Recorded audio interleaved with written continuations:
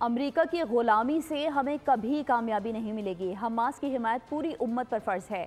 اسرائیل Hamas سے نہیں لڑ سکتا، صرف بچوں کو مار سکتا ہے۔ اسلام آباد میں امیر جماعت اسلامی پاکستان حافظ نعیم الرحمان کا غزہ مارچ سے خطاب، کہا کہ جیل سے بانی پی ٹی آئی اعلان کریں کہ وہ حماس کی حمایت کرتے ہیں، تب ہم سمجھیں گے ہاں وہ امریکہ کی غلامی نہیں چاہتے۔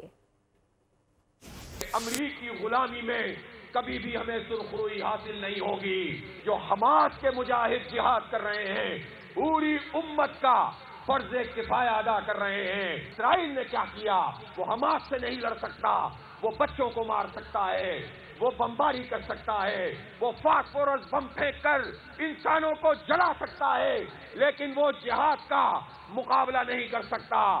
کہ جیل سے عمران خان صاحب یہ اعلان کریں کہ ہم حماس کی حمایت کرتے ہیں اور اسرائیل کی مخالفت کرتے ہیں، تب ہم سمجھیں گے کہ واقعی ہم غلامی سے نجات حاصل کرنا چاہتے ہیں۔